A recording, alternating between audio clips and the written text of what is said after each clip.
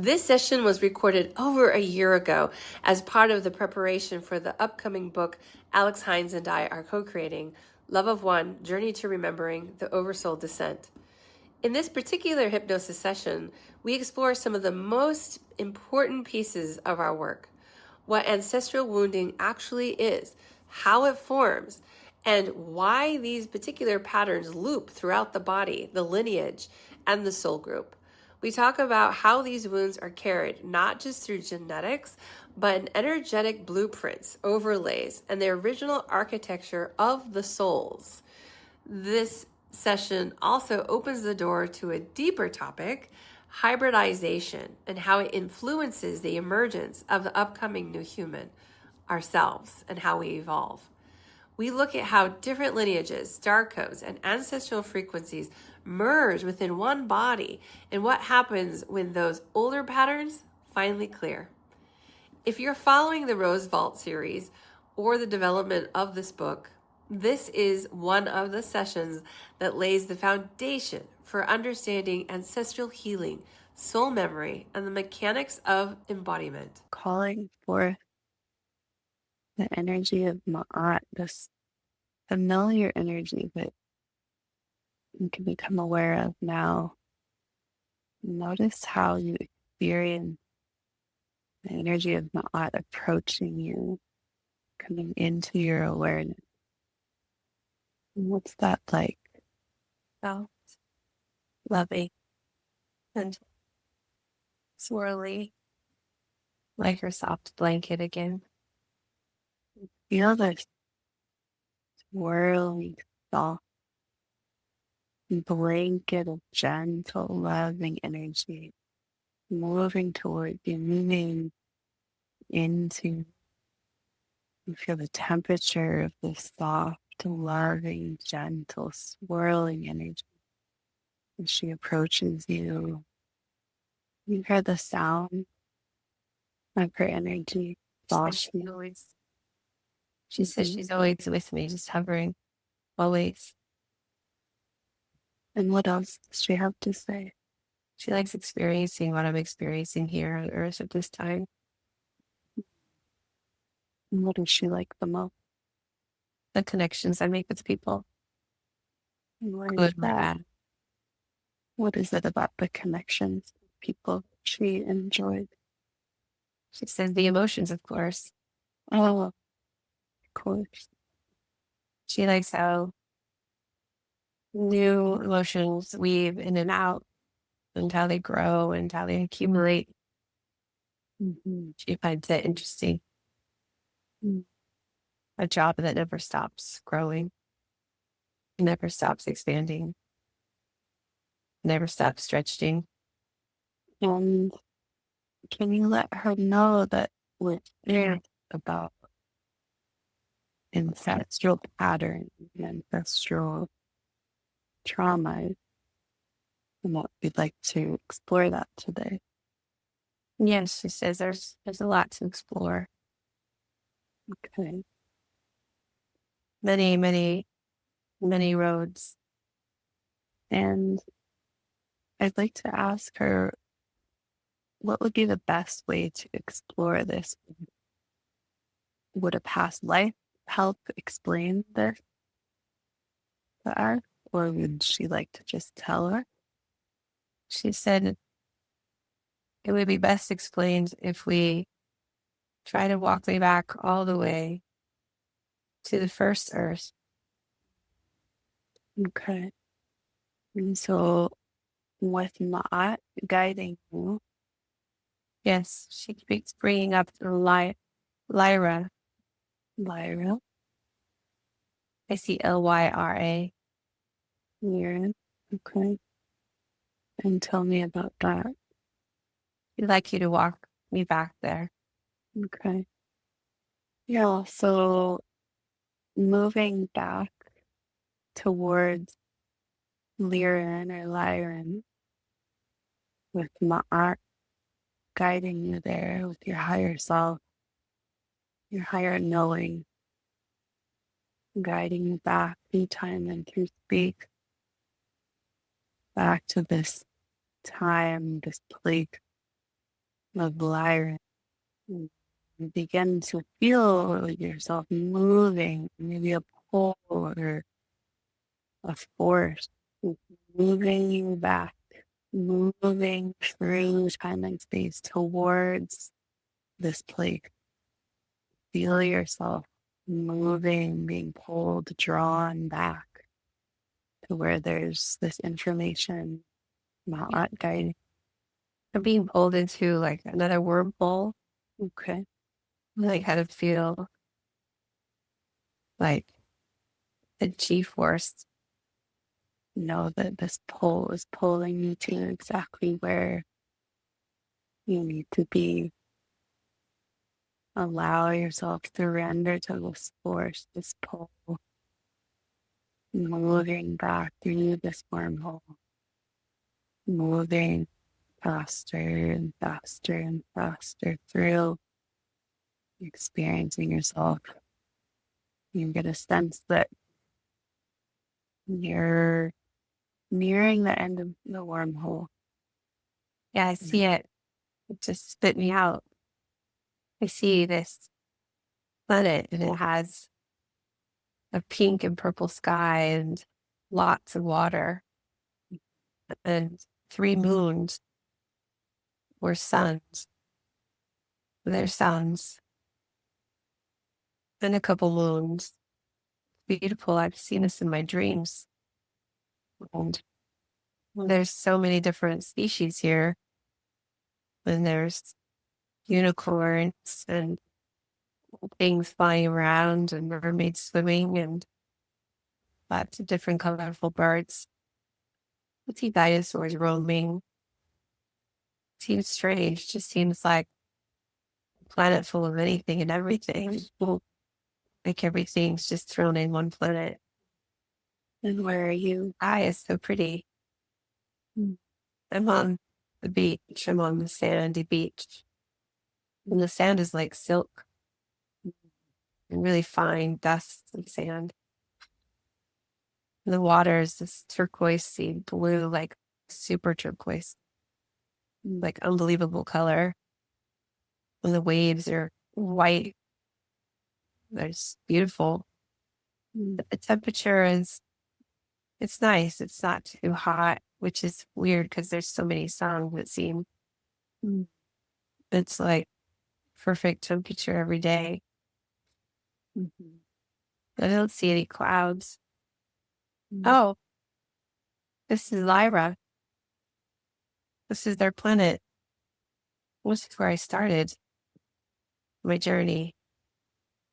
Lyra. And so feel your feet on that silky sand, feeling the temperature. Wool feels so nice. Feels like gold. And describe your feet. What are your feet like? They're kind of wet Mm-hmm. with all this water. And I'm kind of bluish green.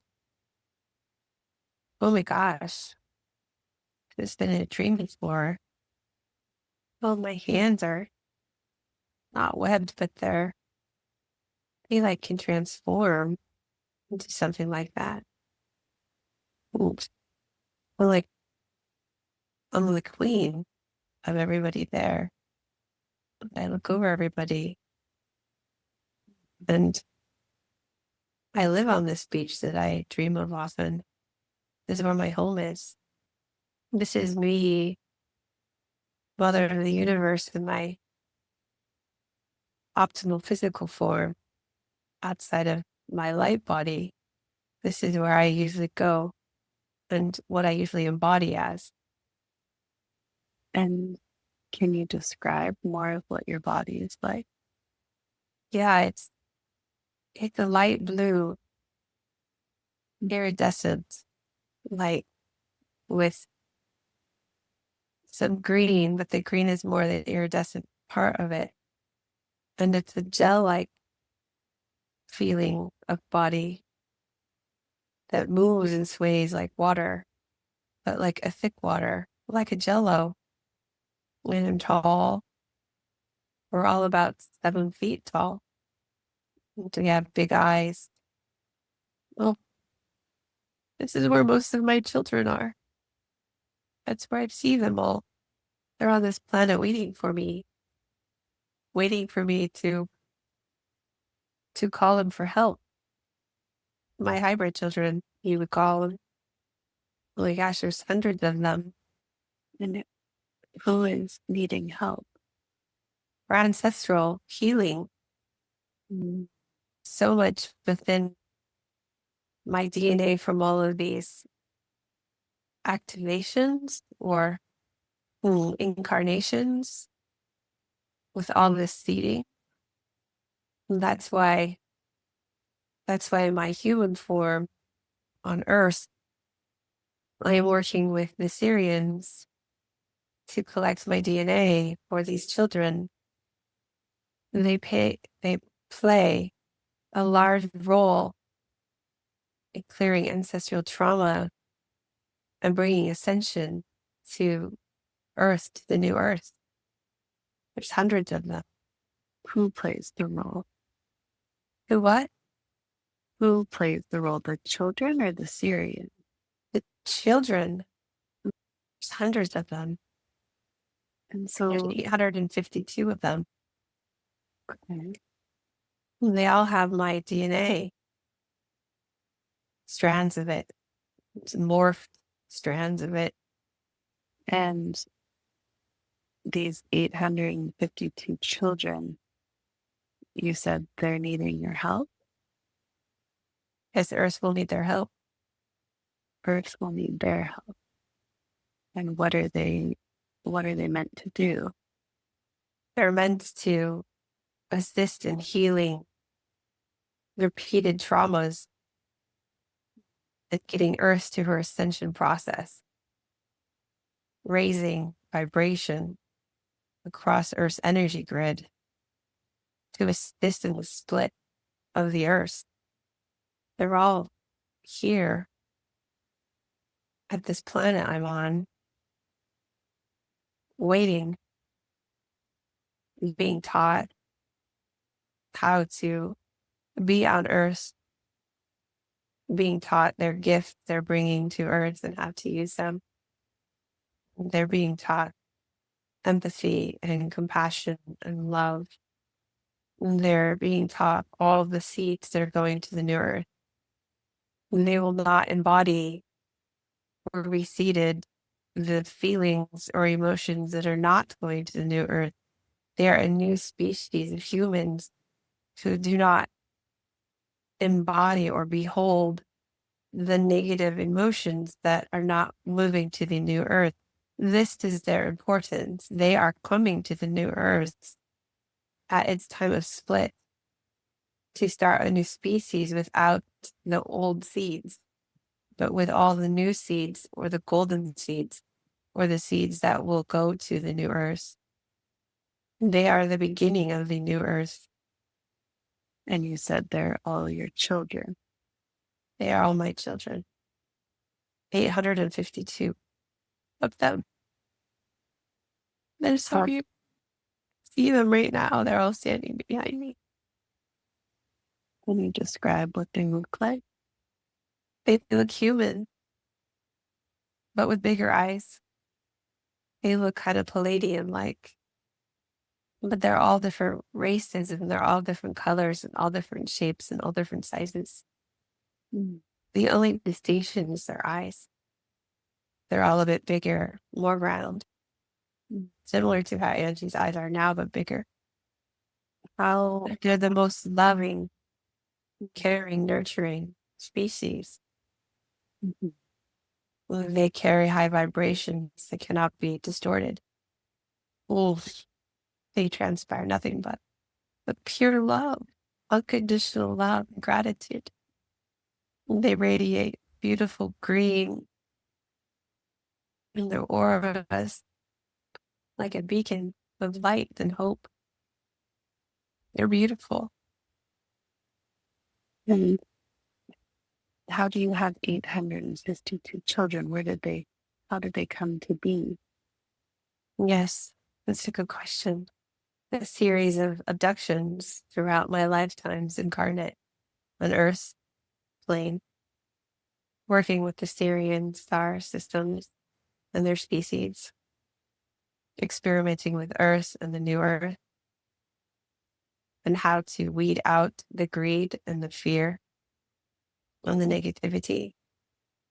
Throughout all these lifetimes, being the theater of emotions, we've been able to encapsulate all of those different emotions, all different ways and probabilities and feelings, in all different forms, and all different forms of energy.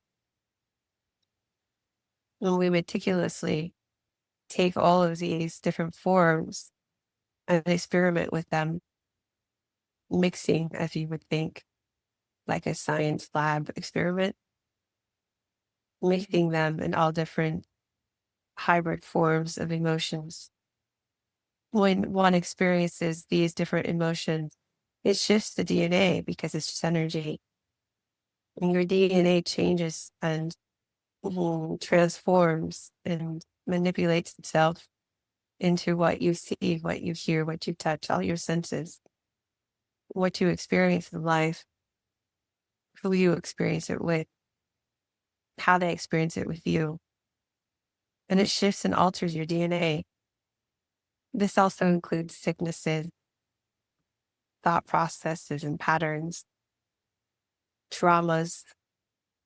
They all relate to each other. They all relate to emotions and energy.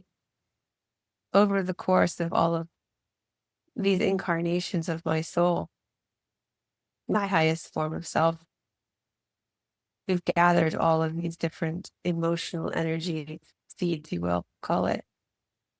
In each incarnation, this soul experiences all different things, constantly shifting its DNA.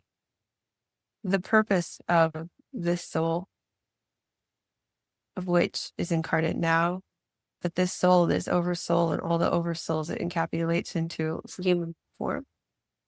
The whole purpose of this soul is to reach a better day. You would say a newer day or brighter day. The complete soul growth of this soul is to understand love in its unconditional form through emotions, through DNA, through trial and error, through experiences with that all is hold for health in your DNA. So to answer your question of 852 children of which Angie's soul possesses and has, and why there are so many, her experiences of enlightenment, her whole soul growth is all about enlightenment for not just her, but all souls, for humanity, to a new species of human form, for a new earth, has always been the, shall we say, end game for this soul. So in every incarnation, that DNA is trying to get better and better. And you would call them abductions. This soul's incarnations have always been abducted to sample that DNA at certain touch points, certain points where evolution was happening, certain points where enlightenment within that soul's journey of that incarnation was coming on board, awakening. Those DNA samples are taken at certain times within those incarnations, lifetimes, and timelines to get to the point of where these 852 children will stand with their DNA of pure enlightenment, of pure unconditional love, gratitude form.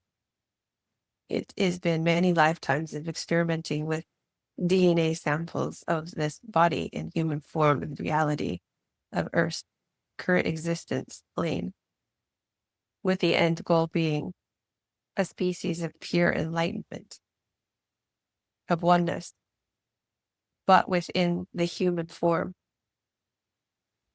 So you're saying, or are you saying abduction that we call them are when samplings have been taken to create the 852 Yes. children. Okay. Yeah. Okay. And what time is this happening during on Lyra? What time is it right now? We don't have a time. Time is not a real thing. Okay. There is no time. Okay. We would say, to perhaps get closer to your question, we would say this is ongoing. Mhm. This soul, oversoul, constantly shifts back and forth. Now, even as we speak, this is why Angie often finds herself dreaming of the same place over and over and meeting her children over and over as she's going to the same place in her dream time. This soul of which you're talking to is our soul and is moving constantly between time frames, timelines, probabilities, all simultaneously. This is the journey of this soul. This soul is ever expanding. This soul is ever moving. This soul is never just in Angie's body at one point in time. This soul is everywhere at the same time, and sometimes nowhere. This is all happening at the same time. I see. So time is nothing. Mhm. Time is irrelevant. It's all happening at the same point. This is where Angie gets all her downloads. It's all happening at the same time. It's all feeding into her as it is feeding into us and it's feeding into our oversouls at all the points. And how does this information and this knowing what you're sharing now, how does that relate to ancestral pattern journaling? Yes. Ancestral patterns. Everyone's soul has an oversoul, and everyone's experiencing everything simultaneously at the same time. That is why you always feel connected with somebody else's ancestral trauma. We call ancestral, which is really you and your soul family at all different points of time within eternity.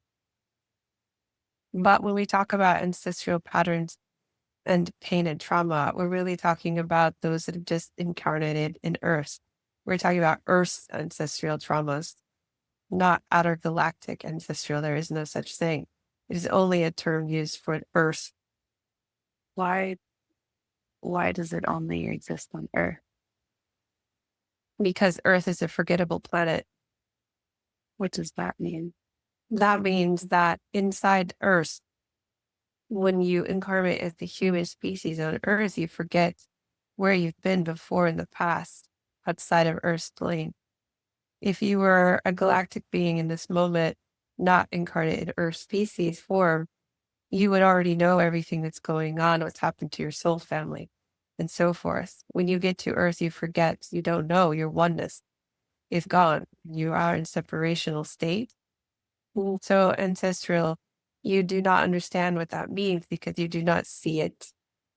You do not hear it like you would, or like you're used to in a galactic state. Yes. So that is why that term is only used in Earth when you are in a human species form. Because of the forgetting. The forgetting, the not knowing, the not seeing is believing, the not understanding, connecting the dots like a puzzle. It is only when one awakens they start to see the puzzle pieces, like you have, like Angie has in her human form. When you start putting the pieces together, then it all starts to make sense. And then everything starts to come into form, like dreams or synchronicities or people coming in and out of your life, pain points in your body, emotions, those things. When you start to awaken in your journey in Earth's plane is when you start to realize these traumas. Therefore, we call ancestral traumas. They're really your traumas of your life existence of incarnate. Me also forming, joining with your soul family, as your soul family plays different roles within your incarnations. Yes. Mhm. It's a play. And then you mix up the characters for a new play, but you Mhm. still have the same characters. They play different roles within your play that you're playing now. Mhm. And that is why ancestral traumas are given that name too. You may have been a grandmother of your daughter now, yes? Or you may have been a father of your sister now. If you start looking at that in that way, you are your own ancestral trauma. You have played those roles, and it's your Mm. trauma. So when we say you cleared your mother's ancestral trauma, it might have been you who was the mother in a previous life. And now you're playing the role of the daughter. Mm. And how did I get this passed to me? It was yours to begin with. But your mother, maybe you cleared your mother's in this incarnate. Well, your mother may have been your daughter at one point, and you still share that DNA and that cross pattern of DNA when you incarnate as then her daughter. It's just cross patterning. Ancestral trauma, ancestral patterns are you and your traumas crossing lines with your soul family traumas, a different roles you have played within your play of Earth over time. Is your own soul ancestral trauma different from your soul family trauma? Is there a difference between that? No, Okay. It's all the they same. are the same. Let's say collectively your soul family is a collection of 50 people. Think of every probability all 50 of you could have of roles of which you play. Then let's say your soul family has incarnated 80 times. Then that would say your soul family has played the same role a few times within those incarnates. And then your ancestral patterns keep building and your traumas keep building and they keep crossing each other's line paths. So when we say a chosen one within your soul family is the one to come and clear them, we're really saying you, one out of the 50 of you, is now here to say, we're done with this game. We need to clear all of these so we can move on. Move on to not being a human incarnate anymore. We are saying we are done with soul. We are done with this particular Earth soul's journey. We would like to move on to the new Earth or somewhere completely different. We would say, in a human sense, the buck stops here. Yet, Yeah. so the chosen one is the one in this final incarnate of your whole soul's family, final incarnate. This is the last round for all 50 of your soul family in our example. And the only one chosen to disregard or remove these seeds of this DNA, you would call it, yes, is the chosen one, the stronger of the bunch. We would say the strongest of the bunch of 50 is that who has learned all of the lessons, has finished Earth school. They are the designated of the black sheep, you would call it, yes? And how did this ancestral trauma or ancestral patterns start to begin with? They're accumulation of the first incarnate of your soul family.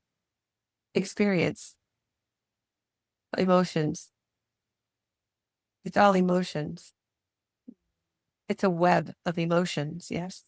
Webbing out into various forms across your soul family.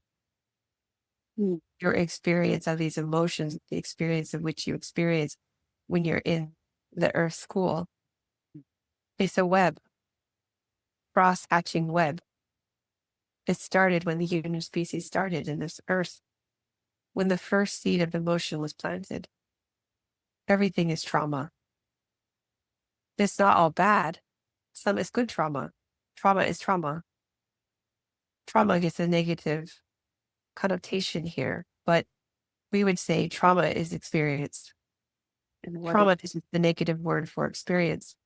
The emotion of trauma derived as a seedling off of the emotion of experience. That is how trauma arrived in its human form, you would say. It is an offspring of experience, like a dislike or a like. I dislike that experience, therefore it's traumatized to me. I like that experience, therefore I am happy. Emotional threads turn into webs. Emotions are fascinating.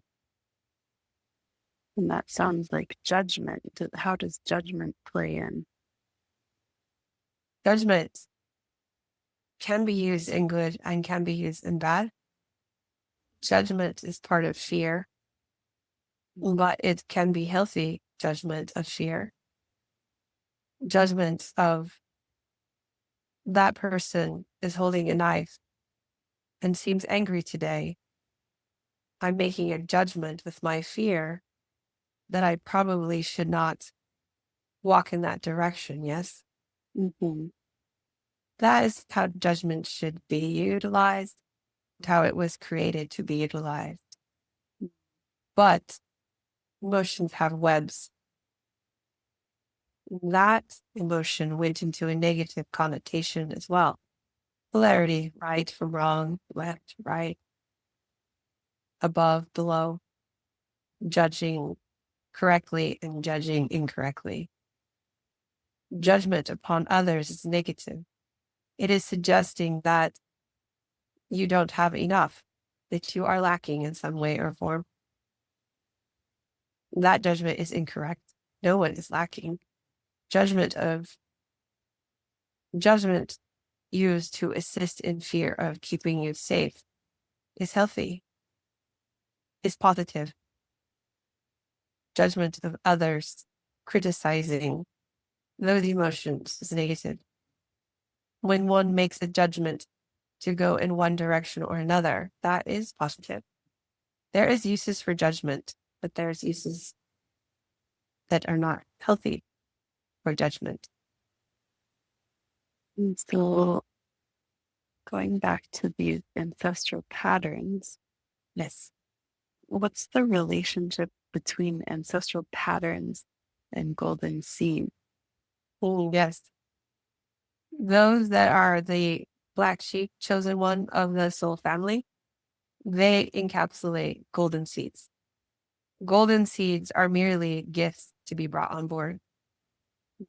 They are seeds that are planted for healing gifts, you would say. These black sheep need these gifts so they can heal and move through these ancestral patterns, clearing this DNA, clearing those emotions, removing them. Yes. Therefore, that's why not everyone is awarded these golden seeds. We would say they are seeded, these golden seeds, as it was already predefined. They will be the chosen one from their soul growth patterns at the time of seeding these golden seeds. There were already what you would call a trajectory of where that soul was going based on that time and place of the experience of that soul at the time of seeding golden seeds.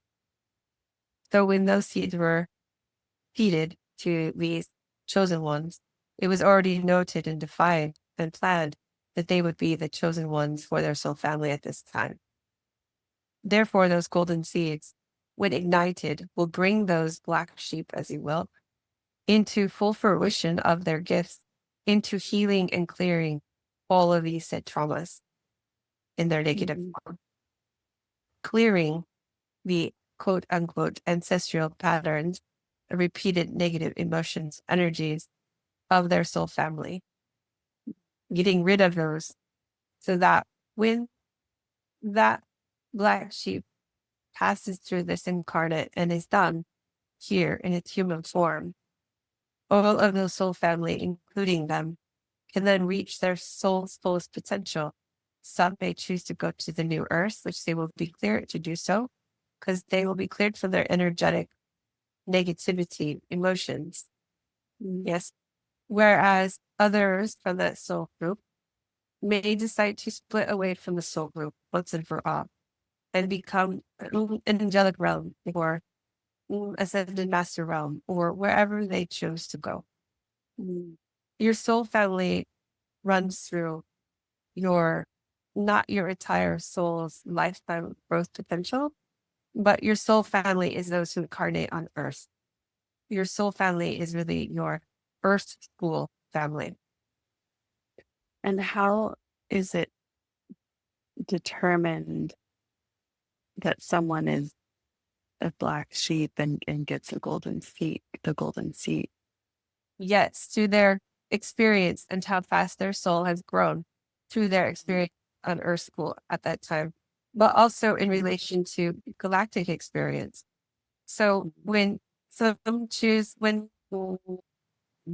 soul groups are formed, they are formed from a collection of souls who have decided and predetermined the course of their incarnates and their lessons and what they want to try. Yes. Experience. Yes. Mm-hmm. Based on their soul experience before they decide to be a soul group for X amount of experiences. They've already have collected experience before they decide to do a soul group. And then once they're in the soul group, their soul group family, those incarnations up to that point, also that experience through those incarnations collectively, added to their soul experience galactically before their soul family, helps determine who is best suited for the black sheep role. Mm-hmm. It's all based on experience. Similar to here on Earth incarnate now, if you in your lifetime now has 20 years experience in a particular career or field, then the rest of your peers would see you as the chosen one, a knowledge expert in that field. Yes, it's similar, just much grander scale. Okay. And what time frame were these golden seeds planted? In Egypt, And why? Why then? 18th destiny, 18th to the 20th. And why at that time? That's when the change started and the shift occurred of we must do better. That is when other civilizations that were set on the same trajectory failed and crashed and imploded. Yes. That was a pivotal point in Egypt where we as a universe really galactically and not decided we need to do better and we need to set these seeds in place for where we know Earth is going and moving. And we know what emotions at that time already knew what we need to do. But as we have said in the past, once energy is created, you cannot destroy it. So we had to put a plan in place and a trajectory to decide who, when, why, where, how we were to slowly remove the seeds we did not want. Seeds of emotions we're talking about specifically. It takes time to move through that in Earth's time frame, in Earth's existence of time. Outside perspective looking in, outside of Earth looking into Earth, it doesn't take us that much time, but in your perspective, it takes long. Therefore, golden seeds at that time were purposeful in relation to time on Earth. That was the starting point of our trajectory for New Earth and removing of these seeds. It's a process. And I'm curious also about the technical process of clearing pattern.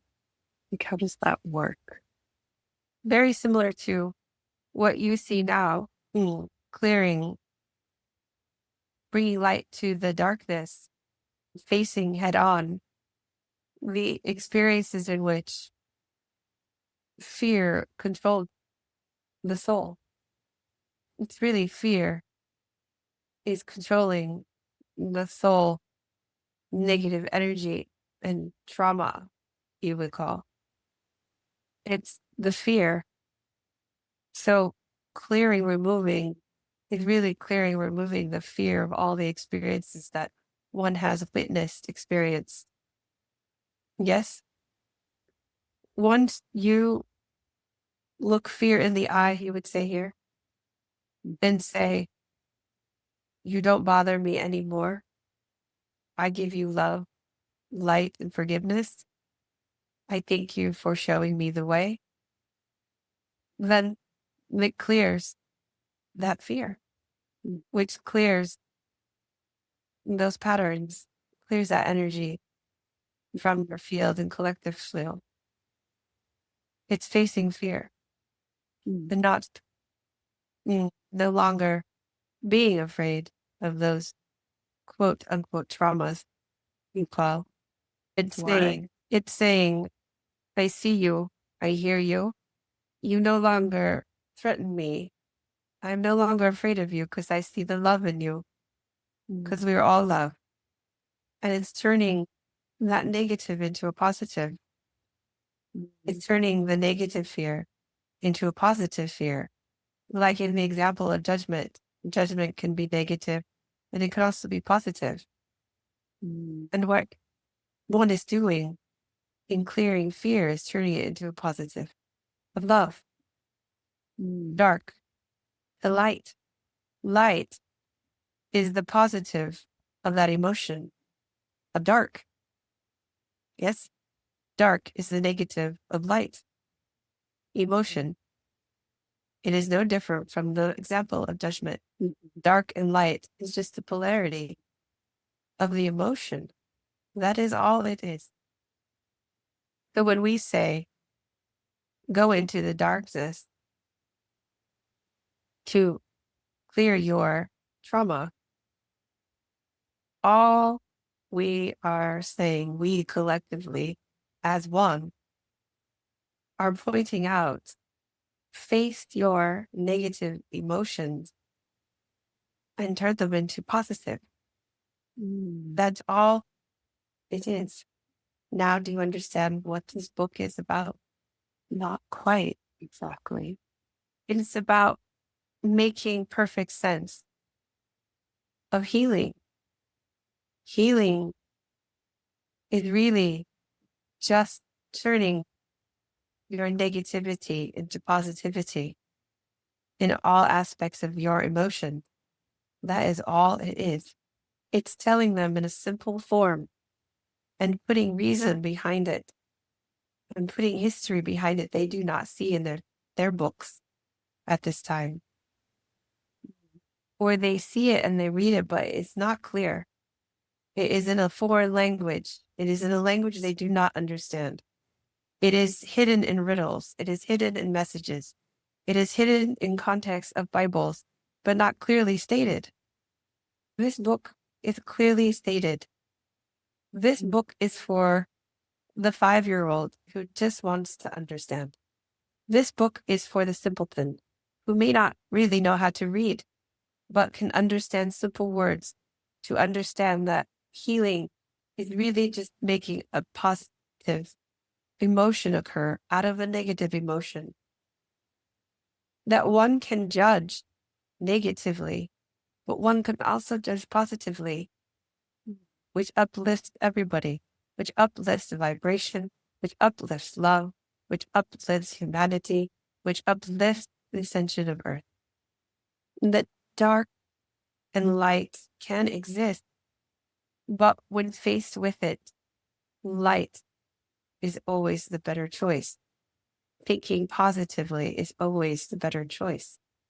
New Earth is all about positivity.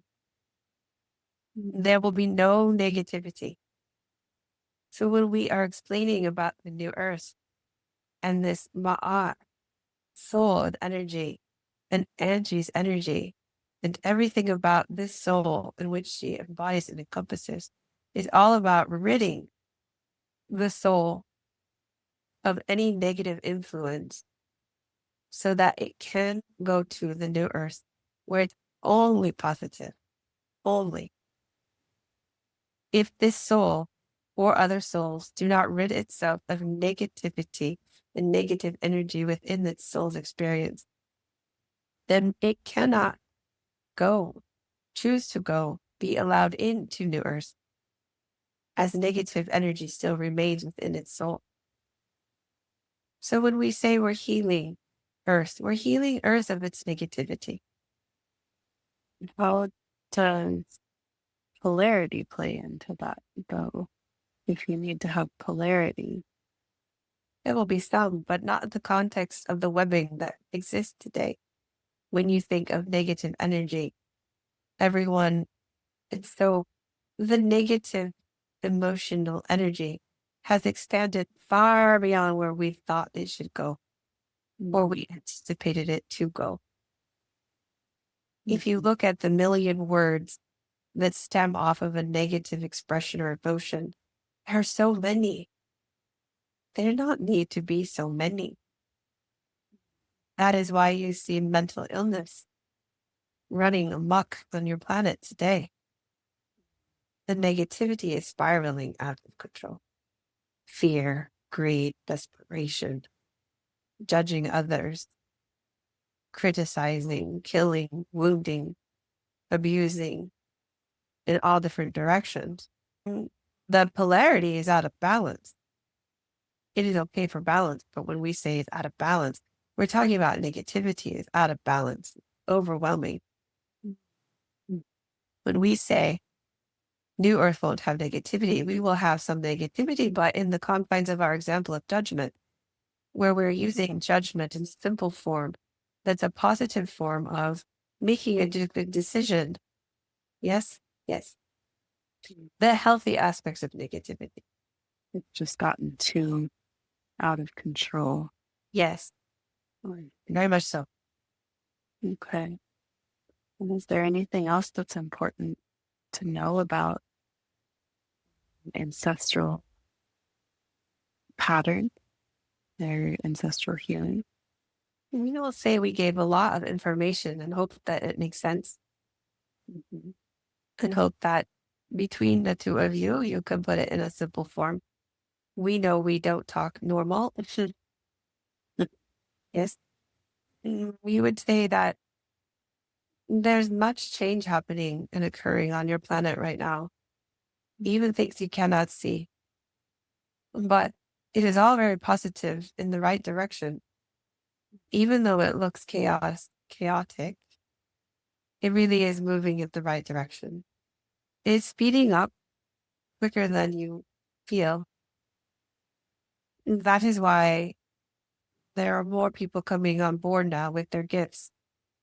And there's more of a push to ignite these golden seeds. And just time in general is accelerating outside the confines of what you would call an earth. And just the galactic movement, it just is what we would say, you would say, is what it is. That is why it is difficult to put time frames on things from our perspective for you when answering questions. And we would say that it's important that healers come online, that there's so much negative emotions for healers to overcome to become healers. And we are hoping this book will also help ignite those healers, give them the confidence and the knowledge, and knowledge is confidence, that they can use to spring ahead who they are and their purpose and find that direction for themselves.